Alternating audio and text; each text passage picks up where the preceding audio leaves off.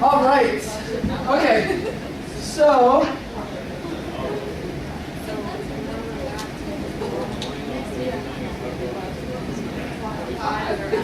I'm going to have to move super fast because if not, we're going to run out of time. We still, I know it's still on day one. So we still have 4 more days to go. All right, so foreclosure research. So there's a company here in Houston called foreclosehouston.com. Foreclosehouston.com. Okay, and they provide lists of pre-foreclosures, like people that are going into foreclosure. Who's that, Tim? Foreclose Houston. Yeah, foreclosehouston.com. Yeah, foreclosehouston.com. With a D or just foreclose? Just foreclose without the present tense. Foreclosehouston.com. And one of the searches that they allow you to do on houses that's been auctioned off. So like, let's say I want to find out all of the houses that was auctioned in July. They'll tell you whether the house was sold to a bank or it was sold to a third party. If it was sold to a bank, that means that nobody bought it, the bank got it back. If it was sold to a third party, that means somebody bought it. Yeah, because I was at the auction and sometime in the middle of the bidding, all of a sudden they'll say the bank does not want to sell it or whatever, so they'll just pull it up right then and there while they're auctioning it. Right. You know? Yeah. So after the auction is done, it's over, you can go in and you can do a search. So all of the properties that were sold to a third party, you now know you have this type of cash buyer. Okay, so you find, based on that address of the property, you go to HCAT and find out, you wait, it takes a couple weeks to record it, up to 30 days. Are you talking about the auction? Or I guess I'm done with the auction now. I'm going to the foreclosure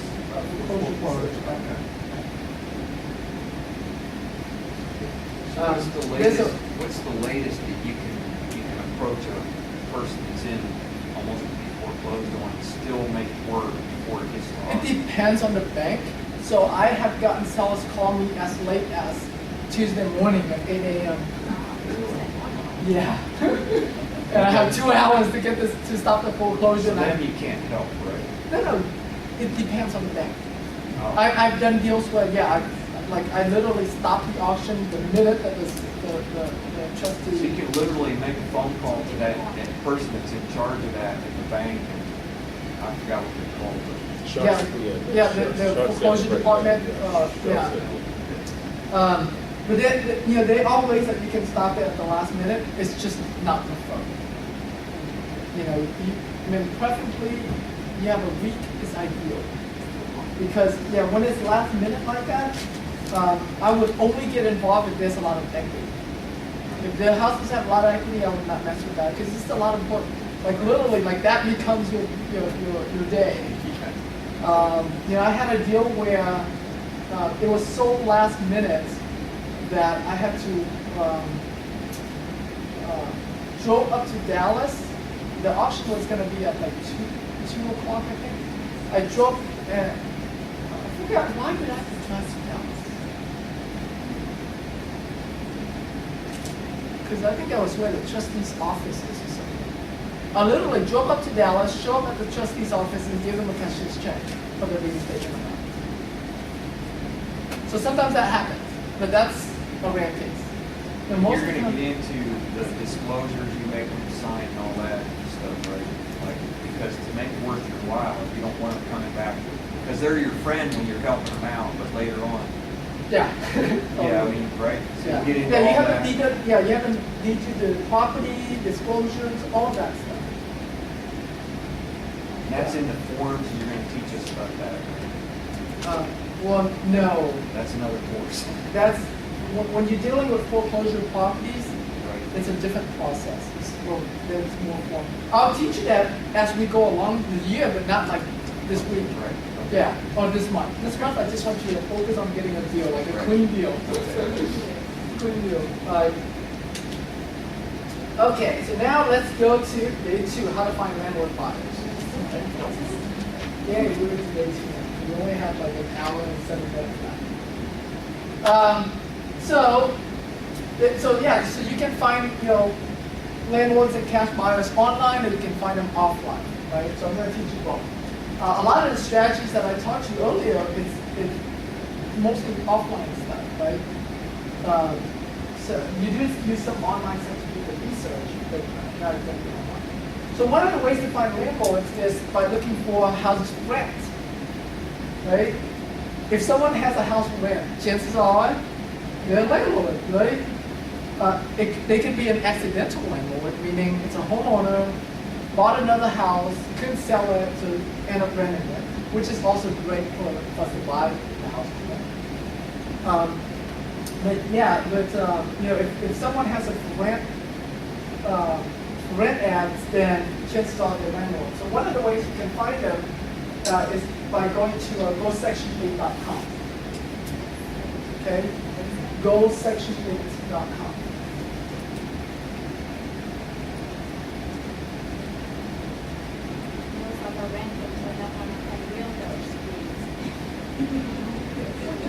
So I like Section 8 landlords a lot because they get higher in rent, so they want to pay more for the property as well. Okay, I'll go find out what are the for rent ads on those Section 8, and then I'll call them. Say, hey, I noticed that you have a house for rent. I was wondering if you are interested in buying more rental properties. I have a deal that I desperately need to sell. It's a really good deal, and it's in the area that you have your rental on. And they'll tell you yes or no. And if they say yes, great. Give me your email. And I will email you the property information. If they say no, say well, are you in the business? Do you want to sell your house? Are you tired of renting a house? That why you want to buy anymore? Would you consider selling yours? Because I also buy houses too. So you can offer to buy from them as well. You'd be surprised. There's a lot of both. There's a lot of landlords who are tired of dealing with Section 8 tenants who would love to sell their house, and there are landlords who love the Section 8 model and would love to buy more houses. So you always find one both. Typically, the people that are tired are the people that try to manage properties themselves. Anytime you find a landlord that manages his own property, you want to keep him in your follow-up forever because there's a really high chance that they'll end up selling the property if they won't get out. They're tired of the management. Another website that also has some investors that list is REIARentals.com and ShowMeTheRent.com. And Craigslist is also another great site that has a lot of landlords listed on Craigslist now. So it's just that Craigslist, since there's so many, it's harder to search, but it's there. So you can search there. Which section? Real estate for sale or what? Rentals. Oh, there's a rentals. Yeah. You're looking for rent ads. You're not looking for sale ads. Yeah. So if you notice what I'm doing so far is I'm just reverse engineering. You notice? Like we reverse engineer from who bought the property, let's find them. Reverse engineer from who has a house for rent, let's find them because they're a landlord. Like that's just how my mind works. Like I look at something, and that's how magicians work too. You know that? So I learned I had a friend who is a magician, and he shared with me the secret behind that. Is the way they figure out magic is they start with the end in mind. It's like, here's what I want to do. All right, so now let me reverse engineer what I need to do to make that happen. And so this business is the same way. Like you look at it, it's like, okay, here's what I want to do. I want to find landlord buyers. So, where do I need to start to find landlord buyers? I want to find cash buyers. Where do I start to find cash buyers? Then you just reverse that step. You do it. So for websites like Craigslist where you can email them, Yeah, you can email and say, hey, I noticed that you have a house for rent. Are you interested in more cash flow properties? My associate and I have a property that would, that we're desperate to sell, or that we desperately need to sell. If you're interested, please let me know ASAP so I can email you the property information. So this is pretty much the same thing you would do when you call them as well. Okay. All right. So, each day, day one you didn't have any homework. I guess you do have homework. I should have put it in.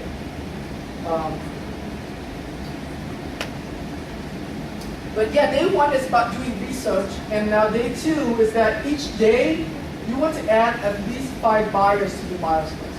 So find 5 landlords that says, yes, I'm looking for more properties, or yes, and add them to your buyers list.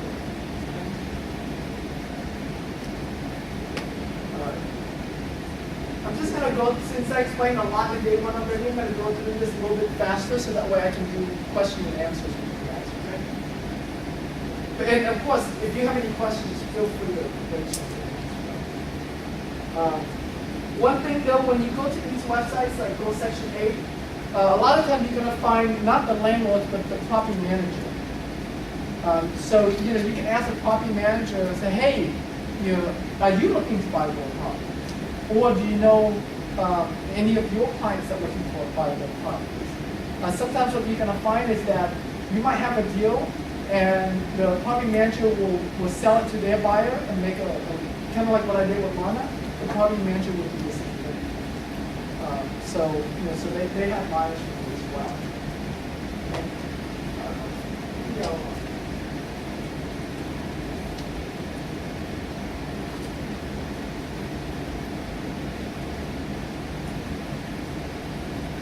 Oh, and also when you go to gosection8.com, you have to sign up for a tenant account.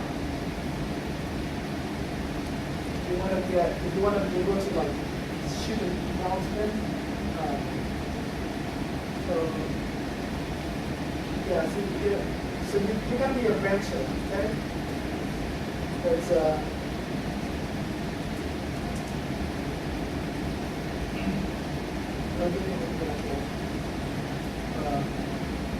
yeah, normally there's 877 numbers. Those are typically your property management company. But those are apartments. So I'm going to go down to only house. Okay.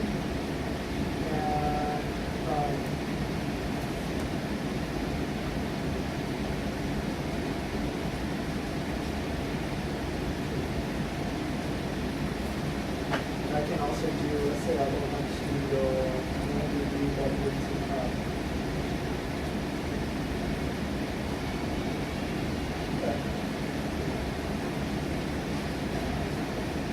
so, I mean, even though it has the 877 number, you definitely can call it as well.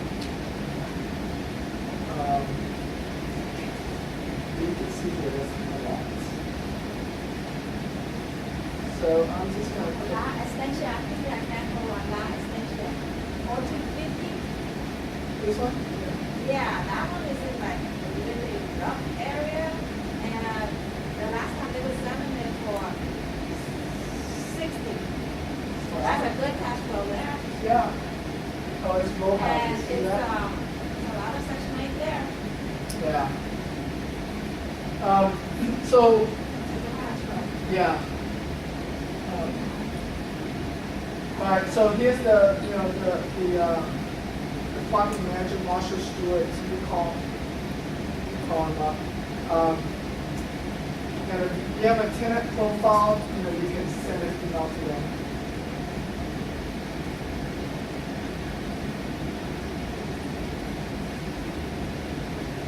I just noticed this now. But they have a landlord website, so you can go to, so here's who they are, Section Specialist Houston. You can see all their properties. So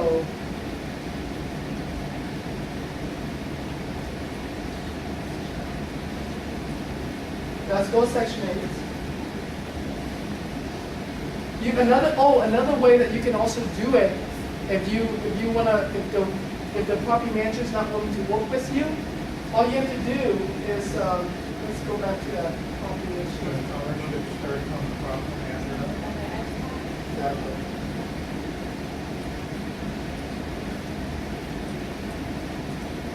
You guys are learning fast. Because there's that one, if they would rent it out for regular people, is, they wouldn't rent it, maybe like a thousand. So, why are these rented out to section 8? I mean, section 8 is government assistance, right? So, why are these rented out to people who have government assistance? We don't really care. All you're looking for is Well, that's good though to have They don't that, have because the houses government available. will, like, so if you wanted to have good cash flow, you just buy a row of those, and then the government pays for it, you don't have to worry about chasing down. Okay, so, So you really don't need to have a Well, I property. think if you can get it to buy, you know, Yeah. cost basis, you know, they may not So- sell it, yeah, but you can ask. well, section 8 is a subsidy too. They don't always pay 100%. But they, yeah, they don't, most of the time they don't pay Yeah. that. You have to But, get it. like, yeah, so why would you, a landlord, rent to section 8 people, or? Well, no, I mean, I would think it would be kind of easy because the government pays Right. it, right? But they only pay the portion, not the whole thing, or? Yeah, typically, let's say the house is Or maybe $1,000. they don't keep the house up, the tenants, like, don't keep their house. No, not necessarily. So let's say the house you rent for $1,000. The renter pays $200 a month, and the government pays $800 a month. Okay. What the advantage is that like you have guaranteed payments from the government, but sometimes they pay late, or it depends on the county. Sometimes that happens. Do they Right? pay late fees? No. That makes sense, like, what about, does the tenant usually just stay there, like, they're not moving Yeah. around, they probably just stay there? Yeah. for a long time. Typically they stay there So for a it's long pretty time. easy. Yeah, it's pretty easy. And yeah, like I said, it depends on the county. Like it's typically where some people they don't like it, but in a lot of them, Section 8, they're a lot of them are in like more low income areas, not the best areas. And so you're dealing with a very different type of tenants. Sometimes they don't want to live in there too. Yeah. They live in a better area. Yeah. So here's a really good point here. So I searched this house, 2917 lot SGF, and I found this, the owner is Jean Gretz, I guess. And notice something here. The mailing address is on Fire Tuck. If you know anything about Memorial area, Exactly what that is. you know Fire Tuck is the most expensive street on the Memorial. Yeah, it talks of that house. No, but here's the thing. This kind of landlord, chances are you're not going to buy good deals from them. You can sell them deals, but if they live in a nice area, chances are they will not sell you this house good cheaply. Like they don't have the They're same. not a desperate seller. They're not a desperate seller. But They want to buy good deals. They want to buy good deals, yeah. And what you're really looking for right now are buyers. Buyers, yeah. So yeah. So like for example, So, I'm sorry, so what did you look up who actually owned the Section 8 home? Right. Because it was. Yeah, let's say I call the property manager, okay, and this property manager is just not willing to work with me. It's like, no, we're not interested. No, I'm not gonna tell my landlord, blah blah blah. So you can say, oh, forget your property manager. Let me go and find out directly who owns his property, okay, and then I can find out his phone number. Is this a he or she? She, might be either one. so it's Yeah. fine. Could be John or could be Jean. Jean Hubert. Probably a he. French, always a guy.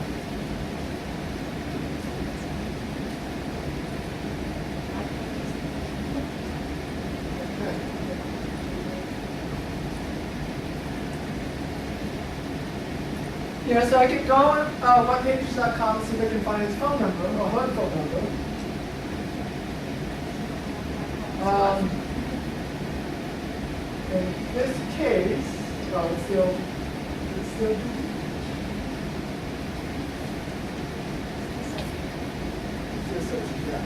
okay. So you can find them, so there's whitepages.com.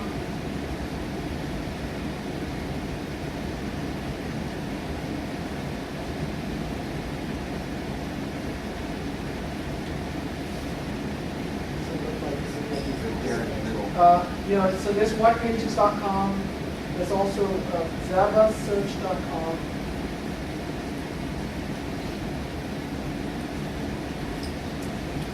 Worst case, you can communicate with via mail. Yeah, exactly. You can send them a letter. Like, Yeah, you send them, okay. So yeah, there's zavasearch.com. And there's also like paid services too. That you can use. So like one of the paid services that we use,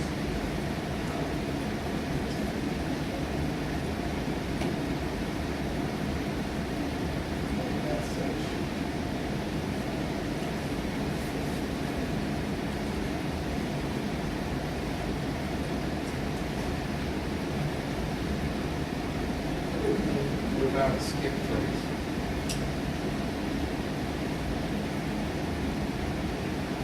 I don't know why it's not letting me,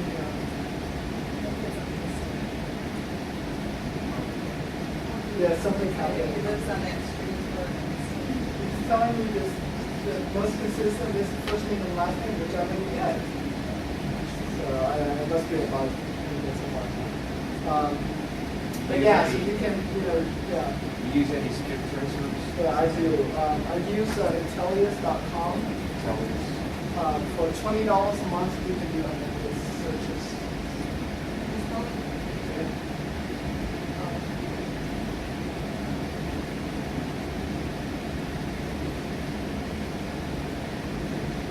Got it? All right, so we go back here. So yeah, you do the same thing with these other websites as well. Same thing with Craigslist for ads. All right, let's go to the interview now.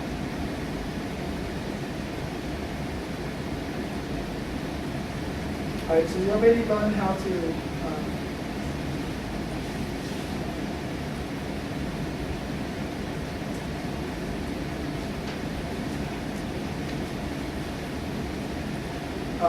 yeah, so now instead of emailing them, so on day 2 I put for you guys to email them. Day 3 is to call them. It's just start making calls, okay? And again, your goal is to add 5 new buyers to your buyers list. Okay? Day 4 is how to find them offline. Okay?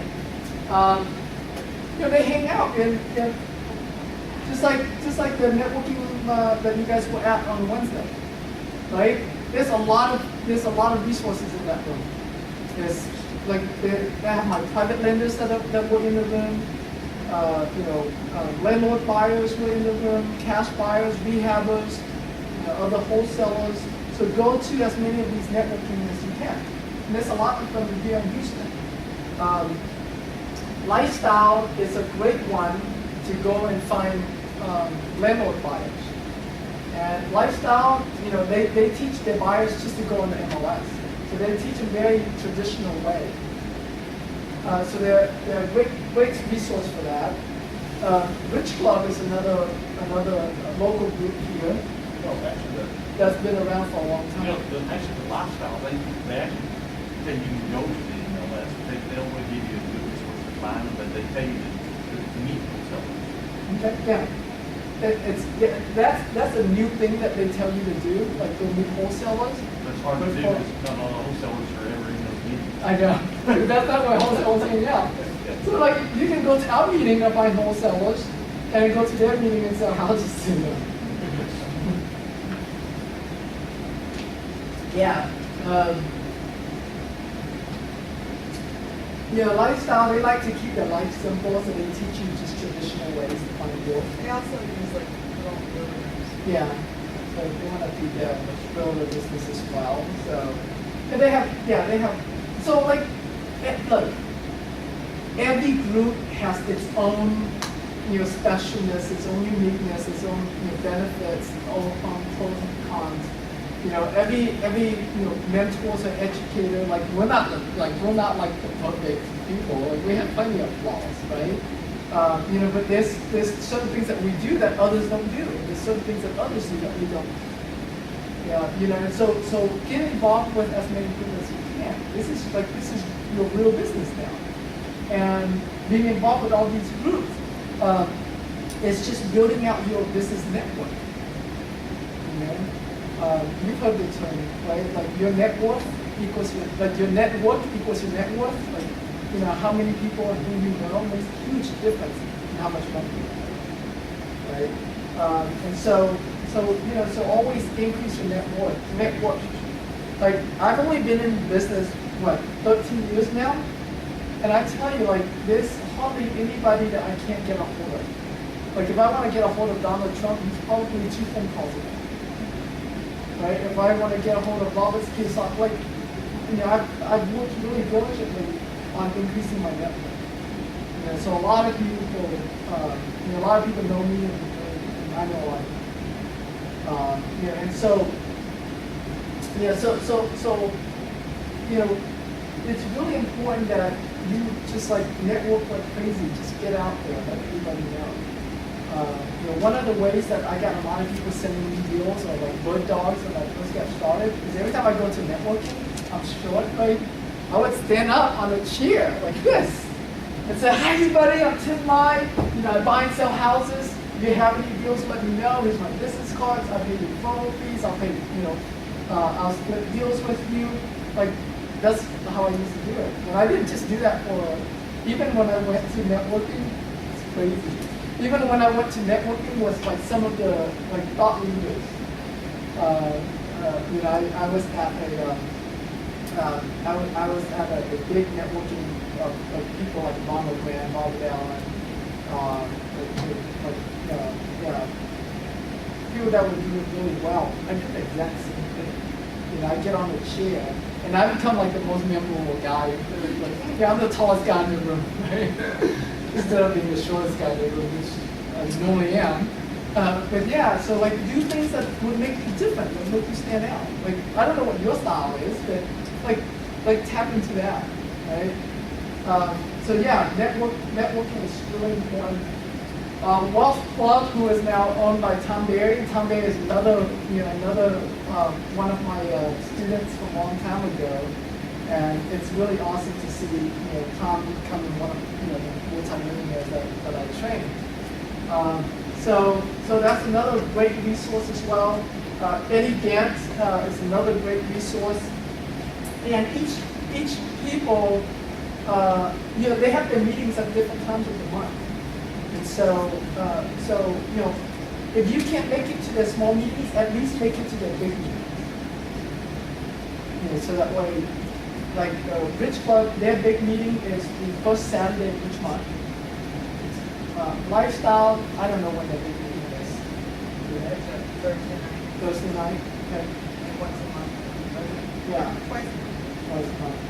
Wealth Club, theirs is the last Saturday of each month.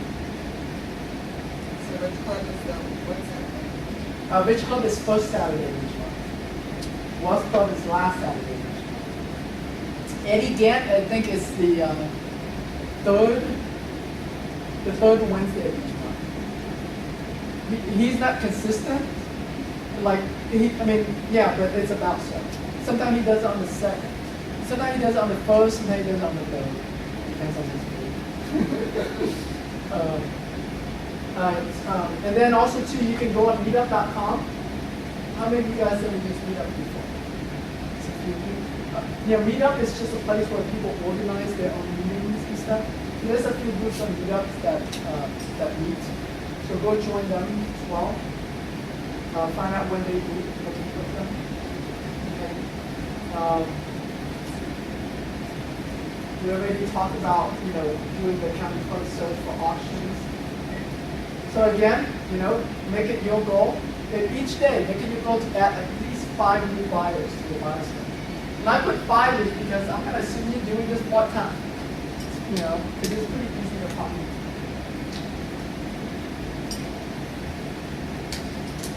If you do this full-time, you're gonna get a lot of buyers. Now, you know, these buyers are going to say, yeah, I want to find deals, you know, where, what deals do you have right now? You just tell them, hey, you know, I don't have anything available right now, but I'm going to have some next week, so I'll let you know. Okay, so just hold them off until next week when we get each other around how to find deals. Okay, but this week I just want to build up your confidence around having all the buyers, so you know, like when you have a deal, that you have a buyer to sell to. Okay, And don't you also kind of show that, try to spin that conversation toward getting information about whether they have any preferences or criteria? Yeah. Specific, yeah. Exactly. Yeah, you want to get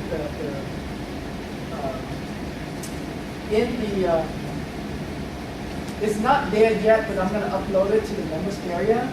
The questionnaires that you're going to ask them. So like, you know, you buy cash, what area can you buy, how quickly can you close. So there'll be an investor questionnaire. So when you talk to these people, it's not in there yet, but I'll upload it. Okay. All right. Any questions here? No? All right, day 5. Just continue.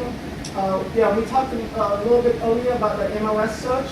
But yeah, you want to go on the MOS. So like, I'll give you an example.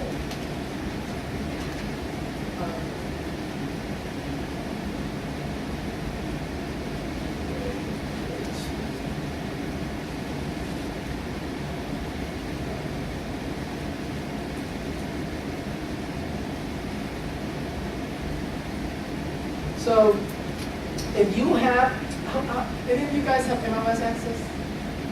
Good, half of you, awesome. The other half, like ask the people next to you to show, like to help you with this, or find a realtor that will do it. Okay?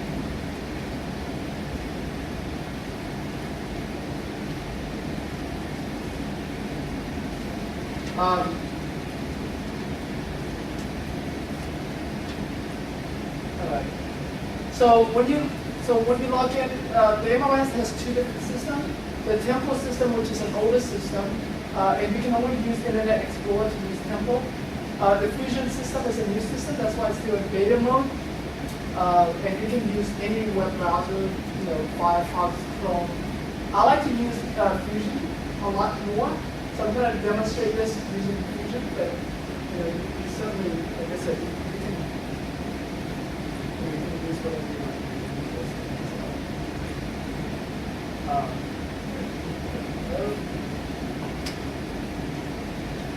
I like Fusion because, how many of you have used Fusion? None of you. Oh man, you're gonna love this. I know, like in the beginning, I resisted. It's like, oh, I don't want to learn something new. It's like I'm so used to Temple. But then after I spent a few minutes learning, I was like, oh my gosh, this is the best. Like, why haven't I been using this? This is one of those things, right? Alright, so one of the things that I like about Fusion is how much you can customize. So you can customize your search, right? So by default, it gives you all of these search fields, okay? And not only you can customize your search, but you can also customize the results as well. So for example, one of the searches that I do is called, like, let's say I created one called Tim Search. And on Tim Search, I don't really put in that I want active, option pending continue to show, closed, and for the last 6 months. And it also put in their terms, terms of sale. See that? So let's say if I go to select cash sale here. Okay. So let's say I want to find out only in the zip code 77083, which is Michigan area, it's one of my farm areas. let's say I want to see all the houses in that was sold in 083 in the last 6 months that was sold for cash. Okay? And if I want to be more specific, then I really want to see foreclosures that were sold for cash. Okay? I can do that. And now it searched and it returned me 333 matches. You see that? And it even mapped for me on the right side here where all those properties are. See that? Temple doesn't have that. It's nice. So this is all part of MLS? Yeah. And is this something that you subscribe and pay for, or? No, it's the You have same to be a MLS member. access you have now. It's just that when you log in, there's two different MLS software that you can use. One is Temple, which you normally use, and one is Fusion, which is a beta that they're testing. Okay. So now I can export this list. So here's my search results here, and I've customized it in a way. Actually, let me go back. I'm going to take out because I only want sold. So I'm going to clear this up, and I'm going to only put sold. Let's see how many. 117, just in the last 6 months. That's a lot. So if I have a house in 77083, I don't need to go look any further than this to sell my house. Because I know these buyers just bought it in the last 6 months. They're proven buyers. Right? And I can even tell how much they bought it for. So I can see here's one. So bought for 42,000, 51, 58, 37, 39, blah, blah, blah. You know, all the way up to $200-something thousand. So it really depends on probably the square footage and the neighborhood. Okay? And they all bought cash. Okay? See how cool that is? Pretty sweet, huh? All these cash buyers, I mean, I'm surprised that, I was looking to see if any of them were coming up as corporations or LLCs and not individual names. You're asking? Well, I'm just saying that I would expect to see. That there's more corporation? If you're an active investor, that you're probably not buying in your personal name. Yeah. Yeah. For us, it really doesn't matter if it's personal name or corporation's name.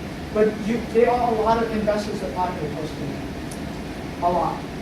Not, you have to understand that a lot of investors out there don't go to these trainings. Right? And a lot of investors buy with conventional loan. So they have to use their personal name to get the loan. So you have a lot of those.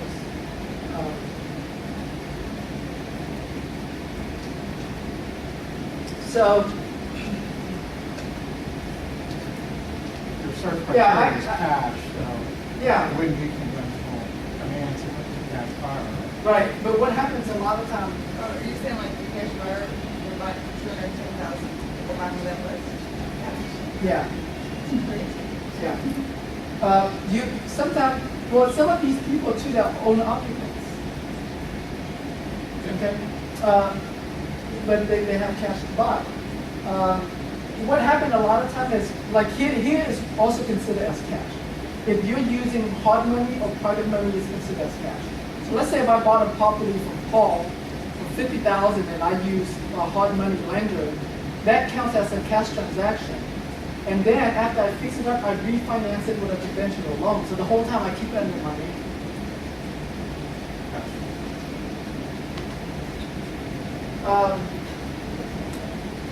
All right, so yeah, so now you can do the same. You can call the agents that sold the property. This is their name. You call the agents that sold the properties, and then and you see this. I forgot what I did. L is probably the listing agent. One of T is the selling agent. I forgot what it is, but one of them. So So you can call them up, and you know, if you have access to MLS, you know how to look up their phone numbers. So that's it, pretty much it. Now this zip code, it's a big zip code that has like 2,000 properties, so that's why you see a lot of transactions going on in the zip code. Probably even more than 2,000. But you know, not every zip code is that way.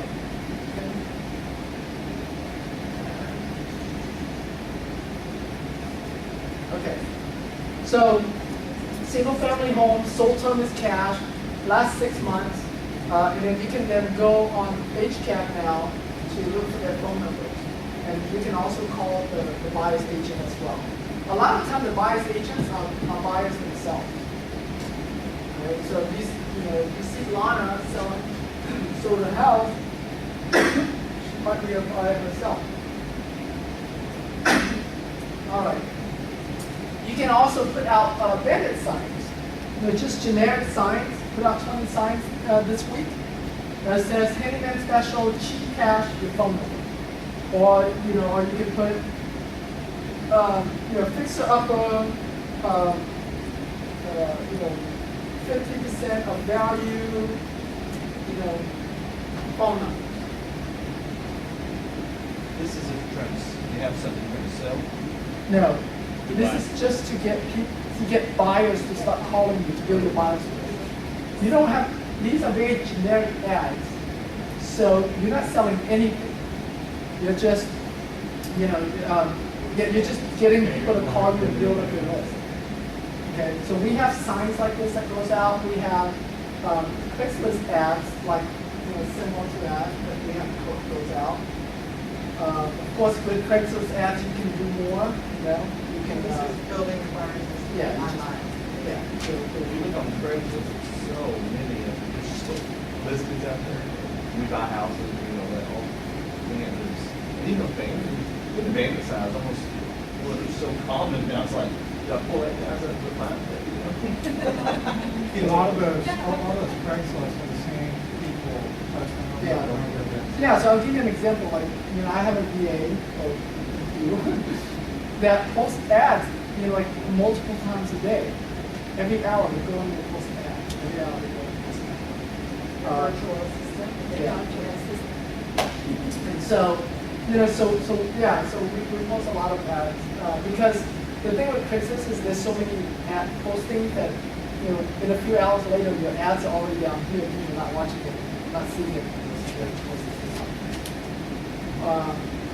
But yeah, you just want to do different things to just build your buyers list. Your buyers list is a really important part of your business. It's so important.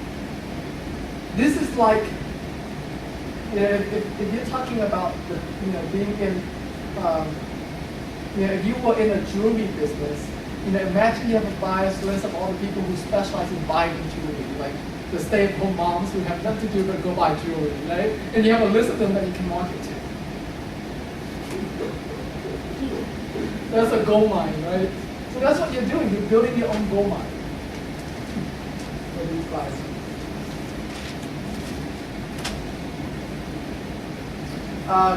So you can post ads on Craigslist, post ads on Backpage, post ads on eBay Classifieds.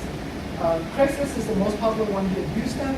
But each one of these, like depending on the city that you're in, they're more popular. Like in Canada, eBay Classified is much more popular than here in the US.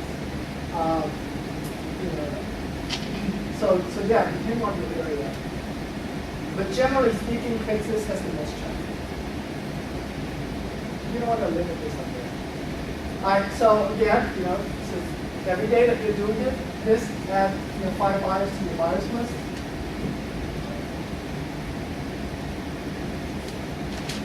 All right, you guys have any questions so far? Okay, one from way back. Your door knocking. How are you targeting that door? Yeah, so I subscribe to the foreclosure listing service, the Foreclosure Houston, and then I find properties that have at least 20,000 or more in equity, and I go through and knock. Like, what do you tell them? What script Yeah, so, yeah, I haven't done this in a while, obviously, after that. After the first 6 months, I stopped doing it, because you know, I mean, it was a great training. Like, after doing that, and experience how hard that was, because rain or shine didn't matter, I was out doing door knocking 20 to 30 houses a day. And I got cussed at, I got yelled at, got slammed in the door, I got threatened with a gun. I've gotten all kinds of stuff for doing this door knocking. And what I've learned from that is, man, if I can make that work, like everything else in the business became easy after I did that. Talking to sellers and then yelling over the phone, it's like, oh, that's easy. Like, I've done that in person. Much worse than over the phone. Right? So that training, I mean, even though, you know, it was tough training, but it's like, it was really good to build my confidence, to build, and then throughout that process, I get to learn, because I work on deals, I just, you know, never got to fruition on it with them. So I get to learn how to solve their problems, I get to learn how to deal with these homeowners that are in distress, what's important to them, what they go through. You know, I get to learn how to talk to them, so like it was an amazing training ground. And yeah, and you know, and I would knock on the door and to say, you know, hi, you know, I'm looking for, you know, Johan. You know, I noticed that, you know, there's a mortgage issue, but I'm saying like foreclosure. I noticed from the courthouse that there's a mortgage issue at this house, and I was wondering, you know, if you're working on that, if if there's any way that I can help you. Because what I do is, you know, I help people to stop the home foreclosure. I help people, you know, find a new home. I help people, you know, get their credit repair. So I name them different things. Even though I don't do those things, but I know there's companies that I can just refer them to, right? I just say those things just to see what will start the conversation. You know, and so yeah, so I'm really there. Like I don't. When I first knock on the door, I don't say I'm there to buy the house. I'm only there to try to help them stop this foreclosure, however the way that comes out. Okay. So there are times when I just stop the foreclosure, help them stop the foreclosure to buy them more time because they have money coming up, and I don't make any money off of that. Or I help them get a forbearance. Which is a payment plan. So like, let's say they're 5 months behind, $5,000 behind. You know, I help them call the bank and get the bank to accept, you know, $1,000 now and $500 a month for, say, you know, 8 months or whatever. And so yeah, I mean, like I really learned how to be creative, how to provide solutions. Yes, thank you. Any other question? Can I get your cell phone? You can actually. I'll give it to you. Just be really respectful of that time. 3 in the morning.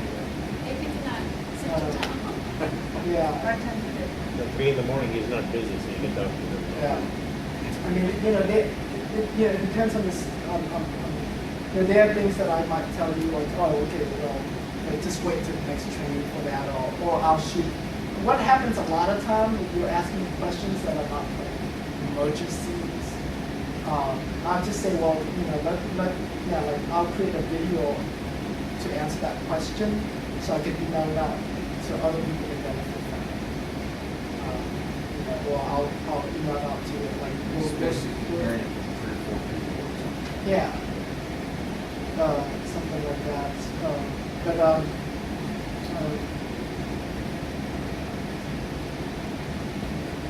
Yeah. Now, you know, if you're like in an emergency, like, oh Tim, I'm in front of, you know, I'm with a seller right now, Right. and I'm stuck. I have, you know, they asked me this question, I don't know how to answer it. Like, you know, yeah, I'll help you. I want you to do this. Like, yeah. All right. Yeah, you guys learned a lot today? Yes. Is this over your head? Some of it? A little bit. A little bit? Well, you have a whole week to implement this. So that's, and this is just, finding buyers, right? We haven't got it. And that's how I want it the next 30 days. I don't want to overwhelm you guys with a lot of information.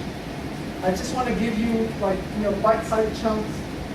Take what you learned today, go and implement it in the next week. And then next week you have another video that will teach you how to find deals that you can sell to other buyers. So when will this one be available? That video. Monday. Monday? So, it's, Well, so you take this whole thing. Yeah. saving it, and he also gave us a little bit, so it's Yeah. really good. So, we're gonna be out of town in 10 days, so we'll be able to watch the video. Yeah. Well, the next few trainings are not going to be live. It's going to be, the next two at least, it's going to be online where I'm recording the video on my own already and I send it out to you guys. Yeah, so you'll be okay. And then you'll be back for the fourth training. Yeah. We'll do it live again. You good. So, we look at the email, we sign in, and then we'll just see the stuff that's on there. Yeah. That's what I was going to Before we leave, I'm gonna allow it, can we make a list of kind of what you're interested in? In other words, like, in other words, I'm interested in wholesaling, but also I'm interested in rehabbing and rehabbing and flipping or. Right. Yeah, so we don't allow you to pass out a list where everybody filled in. However, you're welcome to go and ask each person for the thing. And you guys are smart enough that you can do that. Okay. We don't pass out lists because of privacy reasons. We don't want to be any way liable for anybody that if something happened to you, and yeah, you said. No association. Yeah. Yeah, it's like, Lana flooded was me, and now, You said she was an expert, so.